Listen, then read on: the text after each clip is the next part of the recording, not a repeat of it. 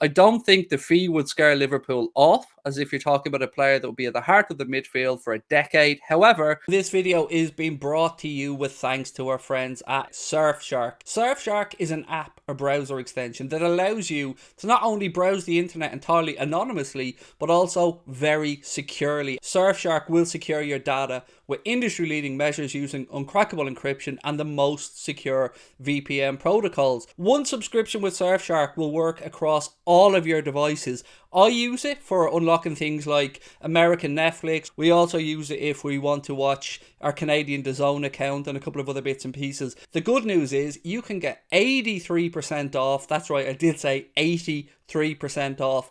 And an additional 3 months free using the Anfield Agenda link in the description. They've also got a really credible and unique 30-day money-back guarantee. If you don't like Surfshark, it doesn't meet your needs, which I'm going to be honest with you, it will and you won't. But if you do, if you want to change, Surfshark give you 30 days to change your mind. Why not give Surfshark a try? You'll be supporting us here at Anfield Agenda and you'll be treating yourself to the best VPN provider out there, bar none. So as you know, I'm a big fan of James Pearce. I'm a big fan of The Athletic and their writers. But James Pearce did a bit of a Q&A today on Jude Bellingham was one of the topics, obviously, that came up on it. So a gentleman called Colin said, Jude Bellingham, is it likely? If so, this year or next year? James Pearce, being the legend that he is, replied, very interested. The England midfielder is a class act and it's hard to believe he's only just turned 19. However, he won't be leaving Borussia Dortmund this summer, having already sold Erling Haaland to Manchester City. The Bundesliga club don't intend to lose another star name in the same window. There will be serious competition for Bellingham's signature in 2023. Real Madrid, Chelsea, Manchester United are also in the race, with reports in Germany this week suggesting it would take 120 million euro, which equates to about 103 million pounds, to sign him. Bellingham doesn't have a release clause, and there are 3 years left on his contract. Liverpool will certainly be in the conversation, and it helps that Bellingham has a good relationship with captain Jordan Henderson from their time at England together. I don't think the fee would scare Liverpool off, as if you're talking about a player that will be at the heart of the midfield for a decade. However, the wage demands could be a potential stumbling block. Now, the only thing I would disagree there a little bit with James Pearce on is I personally don't believe that the wages will be too much of a stumbling block. But other than that, I think that's a fair summarization of where we are, Chris. I'd agree. I think it makes complete sense for the player to join Liverpool. The positions come up. He's a perfect age profile. Everything's just perfect for that. And at the same time, I understand where Dortmund are coming from when it comes to selling two players in one window, but if they get offered 103 million quid, like even this summer, next summer, whatever, like he's going to leave the club. He's gone. So, it's very interesting what he said, especially about the Henderson stuff as well. I thought that was waffle, really, that people were trying to sort of document his relationship with Henderson as maybe a reason why he would come. But clearly there's some legs to it, mate. I've been very open about what I've been told, and I've told people as much as I can possibly tell them. What I can add to is these links that it's going to be this summer that are starting to pop up everywhere. To the best of my knowledge, I've not heard anything to believe that it's been brought forward. That doesn't mean I'm not out of the loop on something.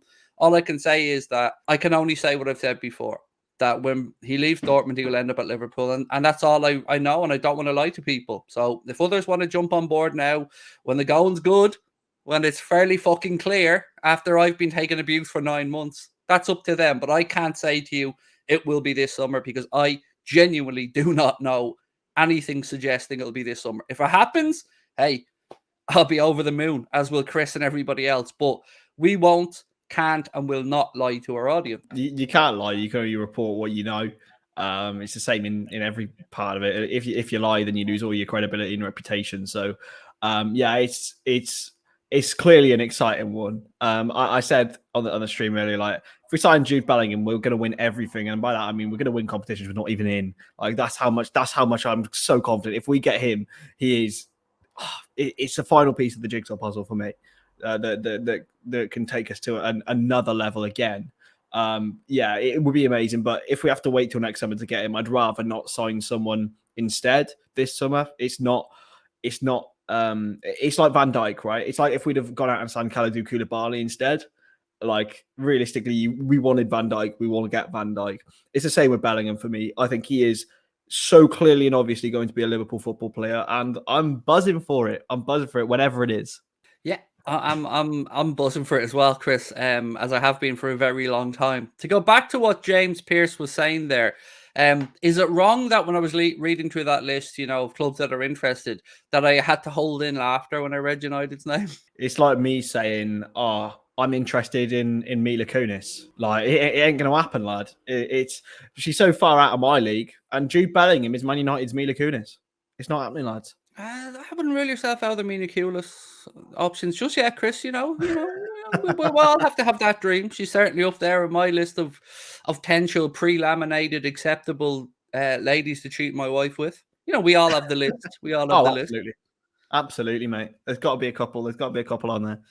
Got to be. I even just tweeted that Liverpool have agreed to deal with Dortmund and Bellingham to join this summer. As I said earlier on, mate, I can add to that conversation because I have nothing to suggest that is the case, nor have I anything to suggest it isn't the case. I just don't have anything new that I can add. No, it's a different one. What would you think if we had did a cater type deal where we agreed it in principle? Yeah, I'm all for it, Chris. I'm all for anything that just lets the world know he's our boy. Imagine that. You could. It'd be even better for you actually if we sign him this summer and then for next summer, because you just have a year of crowing. Then it doesn't matter what his performances are irrelevant. You just have a year of crowing over everyone. It's got to be done. I'm looking forward to the tap-in merchants coming and taking my story away and trying to claim but I'm the one who put the nuts on the line. And look, I will divulge more about exactly what I was told and stuff like that when the time happens, because I don't want to throw anybody under a bus or anything, because then I'll never hear a damn thing again. And I don't hear a lot. I don't claim to hear a lot either, but on this one, I'm a very confident boy. Oh, you cannot be. And he's just so perfect for Liverpool as well, man. He is going to be you could be signing someone. I was saying this on the stream earlier as well. You could be signing someone who, if say you pay £100 million for him, you get 10 years out of that. So that's you're buying this 10 million spread over 10 years each time. It's beautiful. It's beautiful. It's amazing. Yeah, I mean, look, I can understand why anybody would look at £103 million and go, "Oh, okay, that's a lot of money." But as James Pearce pointed out, you're talking about somebody there who could be at the heart of your midfield for the next 6 to 8, 10 years, perhaps. And that saves buying 340 million midfielders. Eventually, it's the right financial decision to sign a player like that, right? I mean, with amortization, as you pointed out, Chris, I've got a sneaky feeling, and this is just gut feeling stuff. This isn't anything to do with knowing anything. I think we'll see a 6-year contract. Yeah, it's got to be at least 5. It might even be longer than that. If we can do longer than that, I think it will be. Yeah, I mean, it would be in the club's interest to make sure it's as long as possible when you're spending that amount of money, and that's not unheard of these days, Chris, for the big deals like that to be spread out to 6 years. No, not at all, not at all. I mean, West Ham offered Declan Rice an 8-year contract, which he was never ever going to take. I think it's maybe clubs trying to regain a bit of control with players running their contract down. But yeah, I think it will be 5 or 6 years for sure. On this, again, I haven't been in contact with Grizz in years, so I don't know what Grizz has or has not said. What I can say is I feel comfortable saying the second part of that, yes. I don't know about the Dortmund stuff. I genuinely do not know. But the agent stuff, I feel comfortable in saying yes. Again, I would imagine that that's not at all uncommon. Any player that you're sniffing around, you'd sound the agent out. Who's he represented by? Is it a big agency or Philip Degen? No way. Former Liverpool player Philip Degen. No way. Is it him? Hey lads, just wrap this shit up. He's coming now. Just get him the fucking jersey. Fucking hell. It's not the same. That's not guy. the name I have on my phone, by the way. It's not the same guy, I don't think. Oh no, he is. It is him. Well, that's not my point of contact. It's somebody from the circle, but. That's mad. As I'm saying, yeah. I said to you honestly, that's not the name I have. That's mad. That is weird. We're such a small world, isn't it? Jesus. It is, yeah. Good to see Philip Degen doing well for himself, though, after football. He was shit, though. He was shit. He was so bad. It might be one of the worst I've ever seen. I've got a genuine question. If he was to arrive this summer, and it's a huge if, but let's just go with this for a second. Are we ripping the shirt off Keita's back? Literally? He wore, let's just say, Bellingham wore 10 for England. Why would? Oh, yes. And we know today that Fabio took 28 as Gumi, and I gave Gumi credit for this yesterday on our stream. Gumi did a little Google search yesterday before it was announced, and he'd come up with 28. And we were thinking, okay, maybe it is. And it has been confirmed by the club today that he will wear number 28. And I'll give you some quotes from Klopp and stuff on Carvalho in a while. But yeah, Chris, number 10 still available. I'd be down for that. Bellingham 10 has a nice ring to it, doesn't it? JB 10. Oh, it's all coming together. I'm convinced now. I'm even more convinced now than I was. I was 95%. Now I'm 100%. Philip Degen's his agent.